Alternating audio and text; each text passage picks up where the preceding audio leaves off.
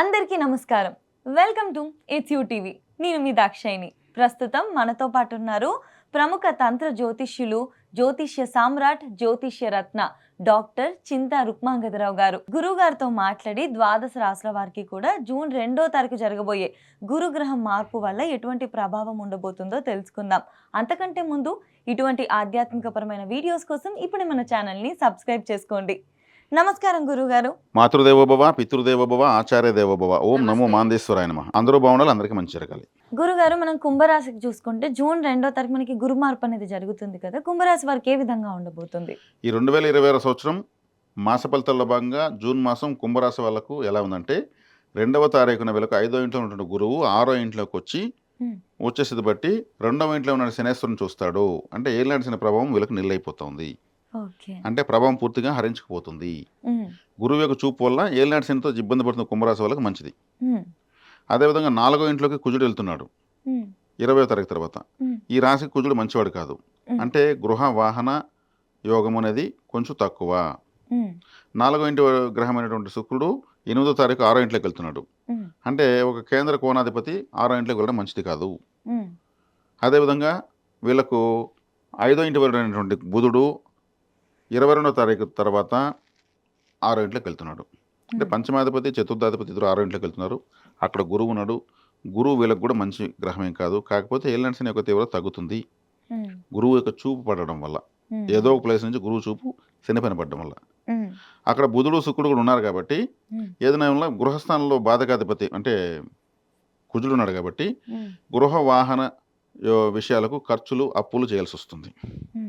అంటే 4వ ఇల్లు అంటే గృహము, వాహనము, ఆస్తులు, సొంత ఊరు, బంధువులు, వేసుకునే వస్త్రాలు ఇవన్నీ కాబట్టి ఆ రుణస్థానంలో శుభగ్రహాలు ఉన్నాయి కాబట్టి ఈ బండి కొనడము, ఒక వెహికల్ కొనడము, దానికి రిపేర్లు ఖర్చు పెట్టడము, ఇల్లు కట్టడము లేదా ఇల్లుని రిపేర్ చేయడము, ఆస్తులు కొనడం కోసం అప్పులు చేయడము, అంటే 4వ స్థానానికి సంబంధించిన కారకత్వాల కోసం ఖర్చు పెట్టడము లాంటివి జరుగుతాయి.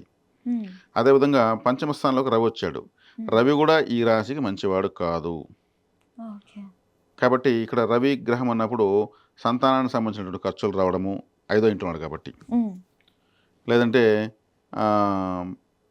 పంచమ స్థానం కాబట్టి 5వ స్థానం కాబట్టి ఇక్కడ ఏమవుతుందంటే పితృదోషం కూడా సూచిస్తుంది. రాశిలోనే రాహు ఉన్నాడు, పంచమంలో రవి ఉన్నాడు. పితృదోషం అధికంగా ఉంది. పితృపరిహారాలు కంపల్సరీ చేసుకోవాలి. అమావాస్య, మఖా నక్షత్రం ఈ రెండు చూసుకొని ఏదన్నా అన్నదానాలు లేదా ఇంకేదన్నా ఆలయాలకు అమావాస్య రోజు కాశీ లాంటి క్షేత్రాలకు మరీ ముఖ్యంగా, ఎందుకంటే అక్కడ అది పితృక్షేత్రం. ఒక విధంగా ఎక్కువగా శ్మశానము, మహాశ్మశానం అంటారు. అక్కడ అన్నదానం చేయడం వల్ల పితృదేవతల యొక్క సంతృప్తి కలుగుతుంది. ఇటువంటి కంపల్సరీ చేయాలి. రాశిలో రాహు ఉన్నాడు. రాశిలో రాహు ఉంటే ఏమవుతుంది? రాహు వచ్చి మెలిఫిక్ ప్లానెట్, అన్ని రకాలుగా ఆలోచన చేస్తాడు, ఒక ఆలోచన చేయనీడు.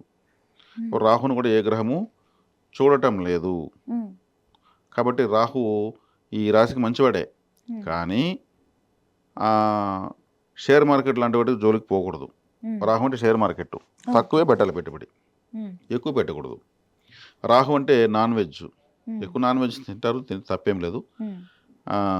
నాన్ వెజ్ వ్యాపారం చేసే వాళ్ళకి, చికెన్ సెంటర్, మటన్ సెంటర్ పెట్టుకునే వాళ్ళకి, నాన్ వెజ్ హోటల్ పెట్టుకునే వాళ్ళకు, లేదా నాన్ వెజ్ ఉత్పత్తి చేసే వాళ్ళకి, అంటే poultries, goat farms, sheep farms, ఇవన్నీ పెద్దవైతే అమ్ముతారు కదా మాంసం కోసం, ఇటువంటి వాళ్ళకంతా బాగానే ఉంటుంది.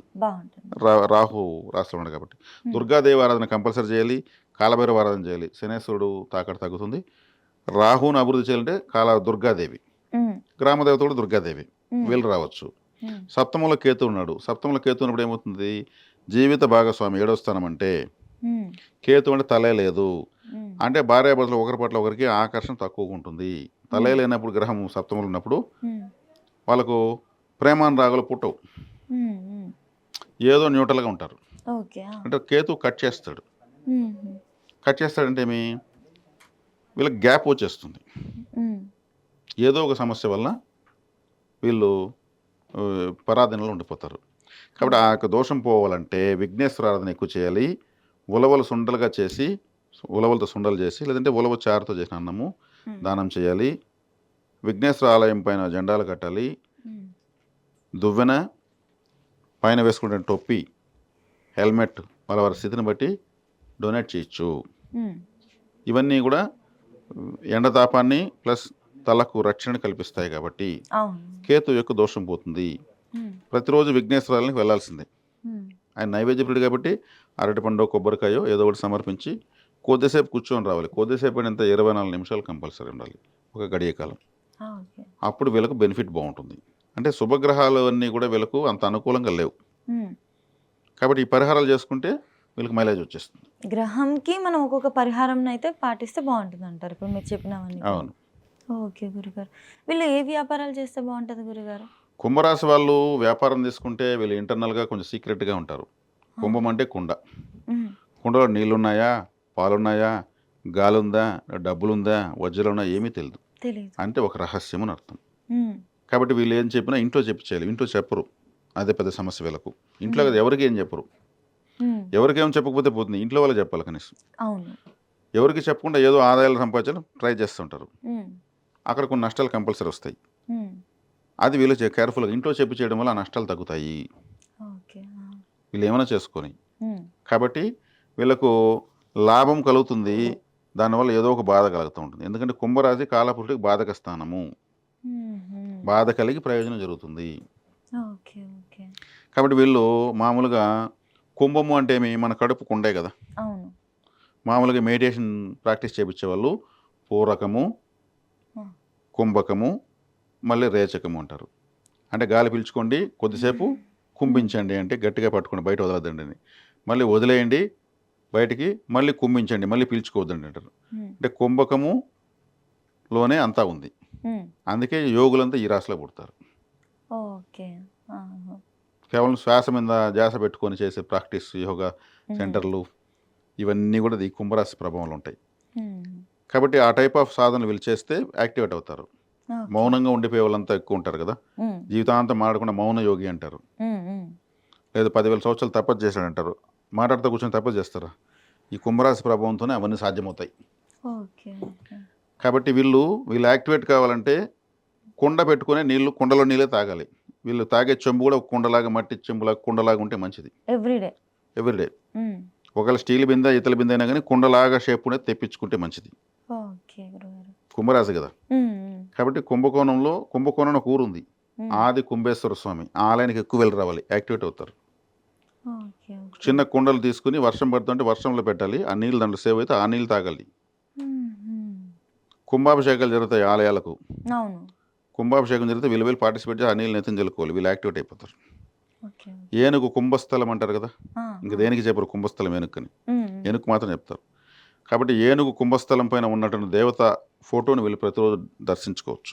ఉమ్, ఉమ్, వీళ్ళు యాక్టివేట్ అవుతారు. ఆ తర్వాత వీళ్ళు చేసే వ్యాపారాన్ని సక్సెస్ అవ్వడం స్టార్ట్ అవుతాయి. ఉమ్, ఉమ్. చాలా పరిహారాలు చెప్పారు గురుగారు వీళ్ళకి. ఈజీ అన్నీ కూడా. ఏది వీలుంటే అది చేసే విధంగా. ఎవరెవరికి సౌకర్యం ఏది ఉంటే చేసుకోవచ్చు. అవునవును. ఒకటే ఉండదు, ఇంకా కూడా దండిగా ఉన్నాయి ఉమ్, చెప్తే. మనం డజన్ల కొద్ది చెప్తే ఏడ వినే ఒప్పుకుంటుంది, చేసే ఒప్పుకుంటుంది. అదే అదే. 4-5 చెప్తే సింపుల్ చాలు, ఉన్నాయి. చేసుకుంటారు.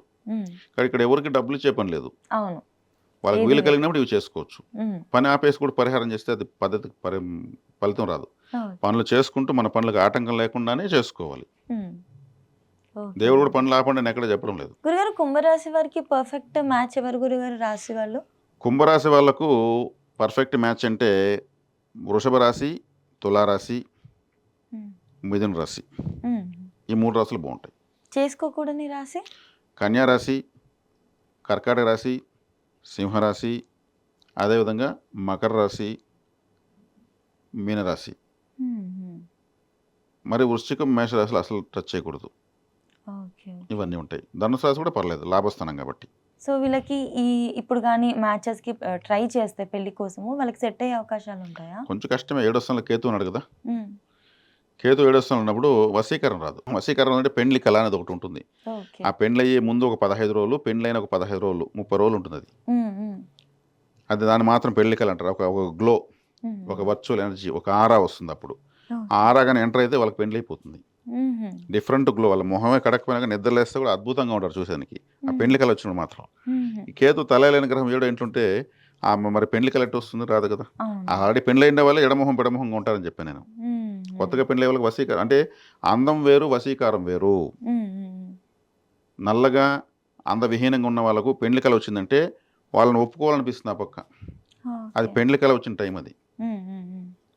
నల్లగా ఉన్నాడు అబ్బాయి అంటే ఏం మనం ఏమైనా ఎర్రగా ఉంటే కడిగి తాగుతామా? అబ్బాయి మంచివాడు, బాగా సంపాదిస్తున్నాడు, బాధ్యత కలిగిన వాడు. హ్మ్. నాకెందుకు అతన్ని పెళ్లి చేసుకోవాలనిపిస్తుంది. హ్మ్. అప్పటి వరకు ఎవరు నచ్చుండరు. అప్పుడు పెండ్లి కల వచ్చుండదు అతనికి. అదే. అదే. ఓకే కాబట్టి గురుగారు. ఆ గ్లో అనేది ఇప్పుడు లేదు. హ్మ్. హ్మ్. ఆ గ్లో అనేది ఉన్నప్పుడు ఏమంటే శుభగ్రహం చూసినప్పుడు వస్తుంది. హ్మ్. హ్మ్. మిగిలిన రాసుల కింద నేను చాలా చెప్పాను. పెండ్లికి అవకాశం ఉందని చెప్పాను. అవును. గురువు యొక్క చూపు, గురువు యొక్క అనుకూలత ఇతరత్రా వచ్చినప్పుడు. ఇది ఏ టైం వరకి గురుగారు? అంటే ఇప్పుడు మనకి ఎప్పుడు స్టార్ట్ అయ్యి ఎప్పటి వరకు ఉంటుంది వీళ్ళకి కుజుడు వల్ల? అంటే ఇప్పుడు వీళ్ళకు ఆహ్, ఏలినాటి ప్రభావం ఒకటుంది. ఆల్రెడీ ఇబ్బందుల్లో ఉన్నారు. హ్మ్. ఆ గురువు చూపుకు పడతా ఉంది కాబట్టి కొంచెం సులభమైపోతుంది. ఏలినాటి శని వీక్ అవుతుంది. హ్మ్. రాహు రాశిలో ఉన్నాడు. రాహు వెనక్కి వెళ్ళాలి. రాహు వెనక్కి వెళ్ళినప్పుడు ఏమవుతుంది? రాహు కూడా రాశిలో ఉన్నప్పుడు ఏమవుతుంది? రాహు అంటే జనరల్‌గా వచ్చేకాడికి మెలిఫిక్ ప్లానెట్ అని చెప్పాను. డిఫరెంట్‌గా ఉంటాడు రాహు. హ్మ్. రాహు యాక్చువల్‌గా అసలు బాడీ ఉండదు. ఒక పొగ లాంటి ఒక ఎనర్జీ మాత్రమే రాహు. ఓకే. ఇక్కడ ఎక్కువగా ఊహించుకుంటా ఉంటారు ఇప్పుడు. హ్మ్. హ్మ్. అన్ని శుభాలు జరిగినట్టు. రాహు వచ్చి ఇక్కడ ఆలోచింపజేస్తాడు. ఆ! ఊహించుకో నువ్వు బాగున్నట్లు, అన్ని హ్మ్. ప్రపంచంలో నువ్వే బాగున్నట్టు ఊహించుకో అని చెప్పి ఊహలిస్తాడు రాహు. ఓకే. ప్రాక్టికల్ చూస్తే రాదు. హ్మ్. హ్మ్. అంటే భ్రమల్లో పెట్టేటువంటి గ్రహం రాహు. ఓకే. కాబట్టి భ్రమల వల్ల మనకేం ప్రయోజనం? మనం భ్రమించుకుంటాం అనే పరిస్థితులు ఉంటారు. హ్మ్. రాహు వెనక్కి వచ్చేస్తాడు. తొందరలో వస్తాడు. హ్మ్. హ్మ్. ఏలినాటి శని వీక్ అవుతా ఉంది. ఓకే. అప్పుడు ఇవన్నీ అయినప్పుడు ఏమవుతుంది? వీళ్ళకి ఆటోమేటిక్‌గా కొంచెం స్పేస్ ఎండకు వస్తది.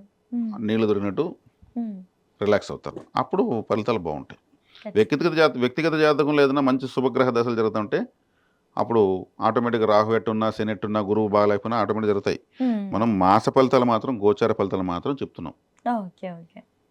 ఇది తప్పు ఖచ్చితంగా. గాదు. ఇదే అందరికీ అన్వయించబడదు. అదే. ఇప్పుడు ఈ సమయంలో పుట్టే వాళ్ళకు 100% పనిచేస్తుంది. జాతకం ఇప్పుడే తయారవుతుంది కాబట్టి. అవునవును. ఎప్పుడో పుట్టిపోయిన వాళ్ళకు ఇప్పుడు గోచారం ఒక నాలెడ్జ్ కోసం, హ్మ్. కొన్ని రకాల జాగ్రత్తల కోసం ఉపయోగపడుతుంది. ఎక్కడ జాగ్రత్తలు తీసుకోవాలి అనేది హెల్ప్ అవుతది వాళ్ళకి. ఖచ్చితంగా గురుగారు. చాలా మంచి పరిహారాలు చెప్పినందుకు ధన్యవాదాలు గురుగారు. ధన్యవాదాలు.